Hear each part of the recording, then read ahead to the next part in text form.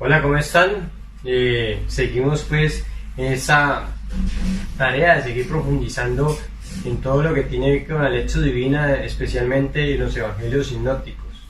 Y de esta manera nos vamos abriendo paso pues a esta experiencia de Dios que se da a través de Jesús, propiamente de los evangelios, que se nos comunica a nosotros a través de cada uno de los evangelistas.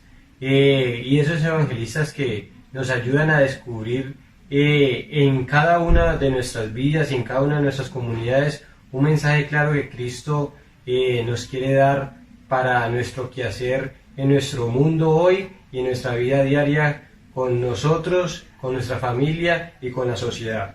De esa manera, pues, en esta oportunidad vamos a mirar cómo surgieron, pues, propiamente los evangelios sinópticos, un poco para que tengamos presente cómo fue su configuración.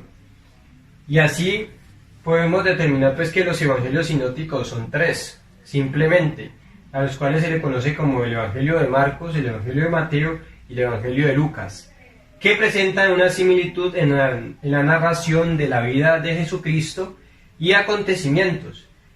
Pudieron ser leídos paralelamente, tal como lo indica la palabra sinóptico, que digamos que significa juntos, y opsis expresa visión.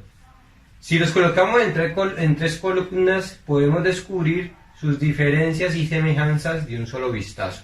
Entonces ya sabemos que la palabra sinópticos quiere significar, valga la redundancia, juntos y visión, es decir, que los tres armónicamente los podemos poner uno al lado del otro de acuerdo a un texto bíblico específico y los tres hablan del mismo tema. Ahora bien, Jesús con toda seguridad no escribió nada, hay que tener presente eso. Simplemente Jesús lo que hizo fue los hechos, evangelizó. Jesús lo que hizo fue proclamar el reino de Dios con obras y con sus palabras. Ya fue los grandes hombres de ese tiempo que escribían grandes tratados pues, de historia, literatura de viajes, los que Jesús proclamó el evangelio, fue la buena nueva, la noticia por Palestina. Entonces los que hicieron pues todo ese trabajo fueron esas personas que estaban pues al servicio de generar esas dinámicas, de plasmar pues todas estas palabras inspiradas por el Espíritu Santo, que más adelante se le conoce pues como agiógrafos. Y Jesús lo que hizo fue pues, predicar a través de sus palabras y precisamente también a través de su vida.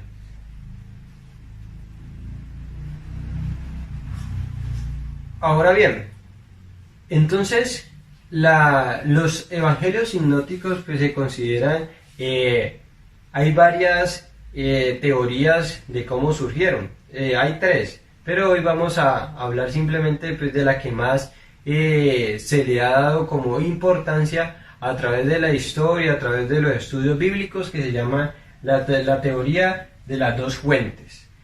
Entonces vamos a mirar de qué trata esa teoría, para poder un poco discernir cómo surgieron los evangelios, pues a los que se conocen como sinópticos, como el evangelio de Juan. Pues el evangelio de Juan es aparte a todos los evangelios sinópticos, pero los evangelios que propiamente son conjuntos son el de Marcos, Lucas y Mateo. Ahora bien, dice así: las diferencias y semejanzas entre los evangelios sinópticos se han explicado de diferentes formas. ¿Por qué? Porque los tres evangelios también tienen algunas maneras propias de explicar pues la vivencia de Jesús, que no se comparan, pero sí, digamos, en gran parte de su contenido se comparan mucho, a lo que podemos conocer como paralelos, que muchas veces pues ya lo hemos nombrado, y pues propiamente en la lección divina nos sirve para profundizar. Una de las teorías más extendidas es la llamada teoría de las dos fuentes. Según esa teoría, Marcos es el evangelio más antiguo de los tres y fue utilizado como fuente por Mateo y Lucas, lo que puede explicar la gran cantidad de material común a los tres sinópticos. Sin embargo, entre Lucas y Mateo se han observado coincidencias de que no aparecen en Marcos y se han atribuido a una hipotética fuente que se llama la fuente Q, que en alemán se llama la fuente Quelle, o protoevangelio Q, que consistiría básicamente en una serie de logia. ¿Qué quiere decir esto? De dichos o enseñanzas de Jesús, sin elementos narrativos.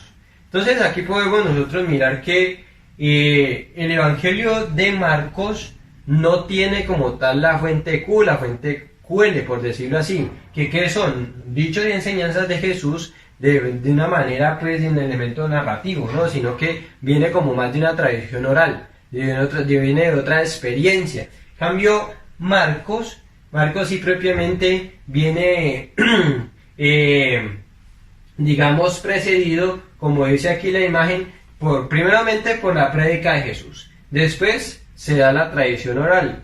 Después de la tradición oral se dan unas tradiciones escritas, y las tradiciones escritas pues dan espacio a lo que se conoce al Evangelio de Marcos, si ustedes lo pueden ver está aquí a un lado, y el Evangelio de Juan, que son como los dos primeros evangelios, pero el más antiguo es el Marcos. El Evangelio de Marcos, entonces, con la fuente Q, comienzan a determinar lo siguiente. De Marcos surge el Evangelio de Mateo con la fuente Q, y el Evangelio de Marcos con la fuente Q sale el Evangelio de Lucas más las tradiciones escritas. Entonces aquí estamos un poco resumido lo que se conoce como la tradición o la teoría de las dos fuentes. De allí vamos a mirar un poquito. Entonces vean, miremos lo siguiente. Lucas tiene 48% de que son de los hechos y vivencias de la comunidad que son propios. De la tradición común tienen el 31% y de la fuente Q tiene el 21%. Mateo tiene el 30% propios pues, de la vivencia de la propia comunidad, de todo lo que ellos pudieron experimentar, 48% de la tradición común, y fuente Q tiene 22%. Y Marcos sí podemos mirar que no tiene elementos de la fuente Q, y de lo propio es el 7%, y de la tradición común tiene el 93%. Por eso se dice que es pues uno de los evangelios más antiguos. ¿Por qué? Porque tiene pues todo el componente de toda la tradición de la iglesia. Entonces allí a grandes rasgos podemos mirar un poco cómo está configurado la teoría de las dos fuentes en los evangelios pues llamados sinópticos. Ahora bien, vamos a ver un cuadro un poco a grandes rasgos de los evangelios. Aquí también vamos a vincular a Juan, pero sabemos que estamos hablando de los tres evangelios sinópticos, sino para que tengamos como una caracterización de cada uno de los evangelios. Entonces podemos empezar que Marcos, su autor es conocido como conoció a Jesús, compañero de viaje de San Pablo y de San Pedro en Roma. Entonces San Marcos tiene una experiencia pues propiamente con Jesús, primeramente. Sí, segundo, es compañero de los viajes de Pedro y San Pablo. Entonces tiene toda una vivencia de una doctrina vivencial propiamente con Jesús, y después de expansionista pues con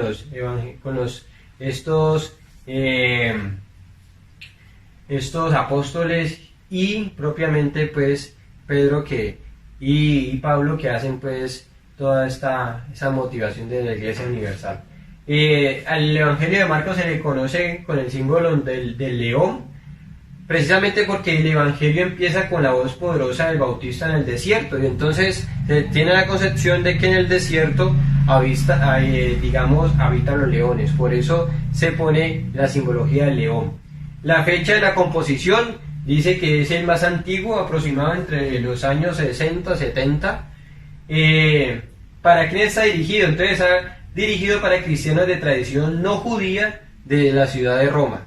Entonces ahí vamos mirando pues más o menos hacia dónde se van enfocando los evangelios. Y el núcleo propiamente de este evangelio es el reino de Dios, y su propuesta de valores no trata de ocultar el aspecto humano de Jesús.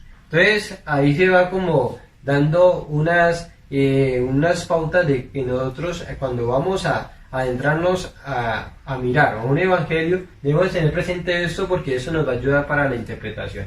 De igual manera, entonces Mateo se le conoce como el apóstol Leví, el de origen judío, es publicano y recaudador de impuestos.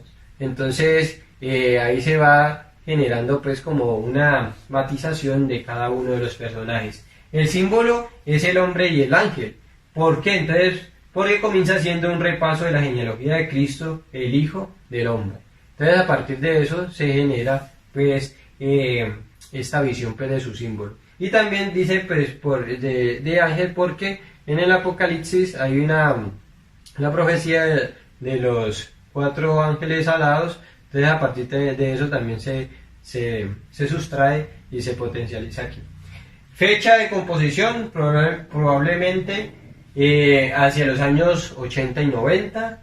Está dirigido para una comunidad de tradición judía en la zona de Oriente Medio y su núcleo es el reino de Dios.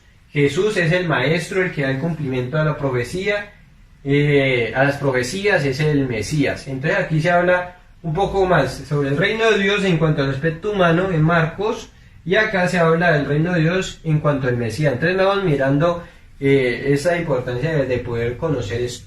Y Lucas es de origen griego, compañero de San Pablo, se le conoce pues que era un médico. Lucas escribió su evangelio conjuntamente con los Hechos de los Apóstoles, que primitivamente formaban una obra única. Pues la iglesia de su sabiduría pues dividió el evangelio de Lucas y Hechos de los Apóstoles, pero se dice que Lucas escribió estos dos, y es una sola obra.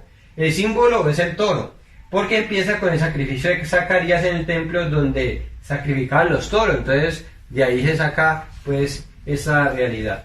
Y fecha, digamos que se acepta hacia los años 80. ¿Para qué está dirigido? Para cristianos de origen no judío, de mentalidad griega, pues eran paganos, estaban allí pues en esta nueva recepción pues de aceptar esa dinámica pues de la instauración del reino de Dios, del cristianismo. Y el núcleo central es el reino de Dios, es el amor solidario. Jesús es el hombre bueno. Entonces aquí miren que comienza a hablar más de un reino de Dios en cuanto a lo solidario y la caridad.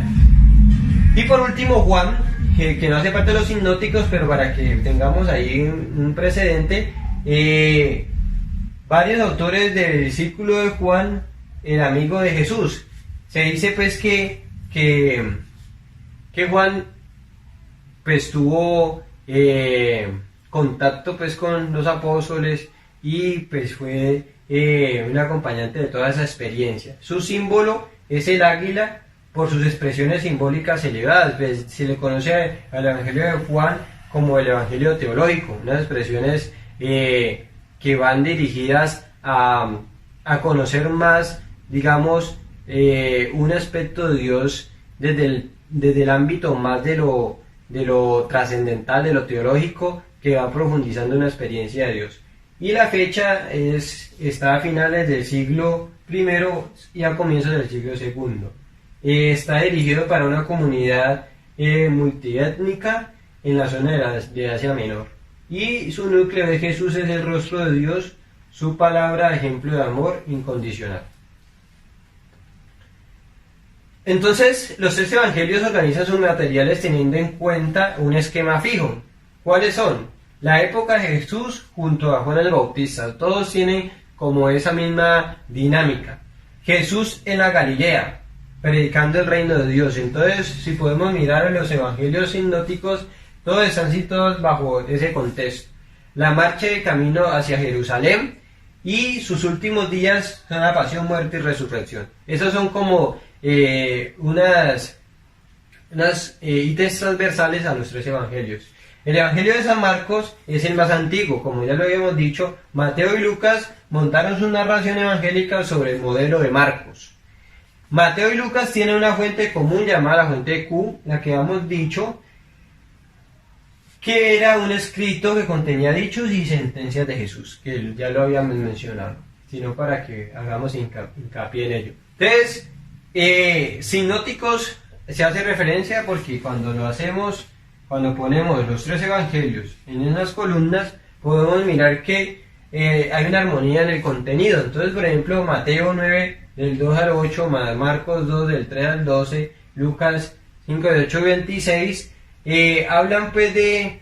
y sucedió que le trajeron un paralítico tendido sobre una cama, y al ver a Jesús la fe de ellos, dijo el paralítico: ten ánimo, hijo, tus pecados te son perdonados. Aquí estamos hablando pues de la sanación del paralítico, y cada uno va a hablar de ese aspecto o de ese acontecimiento, pero Marcos lo va a hablar a partir de un contexto.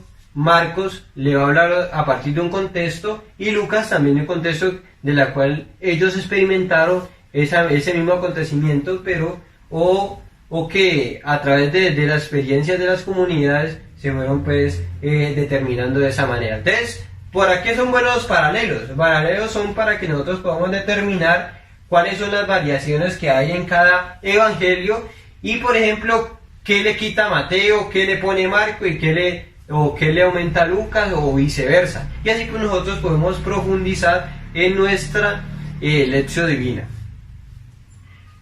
También hay una concordancia literal. Por ejemplo, Mateo 10, 22, Marcos 13, Lucas 21, 17 habla y dice: y seréis aborrecidos de todos por causa de mi nombre, mas el que persevere hasta el fin, este será salvo. En Marcos dice: y seréis aborrecidos de todos por causa de mi nombre, mas el que persevera hasta el fin, ese será salvo. Miren que va como con la misma concordancia literal. Y seréis aborrecidos de todos por causa de mi nombre. Digamos que tiene como la misma similitud y tiene el mismo mensaje. Ahora bien, ¿cuál es la diferencia con Juan? La diferencia con Juan es que no encontramos parábolas, no encontramos exorcismos de demonios, la curación de leprosos, no encontramos publicanos, saduceos, pecadores compartiendo con la mesa con Cristo, relatos del nacimiento, bautismo, tentación, de transfiguración de Jesús, el huerto de Getsemaní, el material del sermón del monte, el material del discurso en el monte de los olivos, y en la institución de la Sagrada Eucaristía no aparece como tal en Juan. Y también Juan incluye elementos que no se encuentran en los sinópticos, como el encuentro con Nicodemo y la mujer samaritana, la referencia de las 3 Pascuas, que aquí las podemos buscar, que no hace referencia a los otros evangelios, los dichos, como el yo soy, que aquí también aparecen, el lavamiento de los pies de los discípulos, nuevos milagros, que también los podemos aquí mirar y constatar, y la conversación con Pilato, las dudas de Tomás. Entonces miren que el evangelio de Juan tiene una tradición propia, tiene una experiencia de la comunidad que no pues es propiamente de la fuente Q, sino de otra experiencia que se vivió de la comunidad de Juan. Solo menciona el reino de Dios 2 veces, no habla de arrepentimiento, no menciona la palabra evangelio. Tiene términos que en otros evangelios que ahí no enfatizan, como verdad, testigo, mundo, amar, creer, luz, tinieblas, vida, padre, hijo, donde los sinópticos hacen el contraste entre el siglo y el siglo venidero, que es horizontal. Juan contrasta el cielo y la tierra, vertical. Entonces, porque es un evangelio pues más de lo teológico, y entonces nos lleva a pensar esa realidad. Enfatiza en diálogos y monólogos extendidos en vez de dichos cortos. Entonces, le gusta más una experiencia de diálogo. Jesús limpia el templo al inicio de su ministerio en vez de la última semana de su vida. Parece morir un día antes de la Pascua en vez de después de la Pascua. Allí algunos teólogos pues hacen referencia a ello. Entonces, podemos mirar que el evangelio de Juan tiene otras connotaciones a los evangelios sinópticos, y pues en el evangelio de Juan se hace mucho hincapié, pues se dice que no habla como tal de la institución de Eucaristía, porque pues habla lo que conocemos como Juan 6, que habla sobre todo el discurso del pan. Entonces en ese discurso del pan hay otra experiencia de del fundamento de la Eucaristía, pero no como lo relata los evangelios sinópticos. Les agradezco pues por su tiempo, espero que sigamos avanzando en este proceso y Dios los bendiga, y recuerden pues seguir haciendo lo que habíamos mencionado, de hacer los cuadros pues comparativos, o como más nos quede fácil para ir compendiando esos conocimientos que vamos pues en este camino ahondando, y que Jesús nos da la oportunidad pues para llenar nuestra vida de su presencia.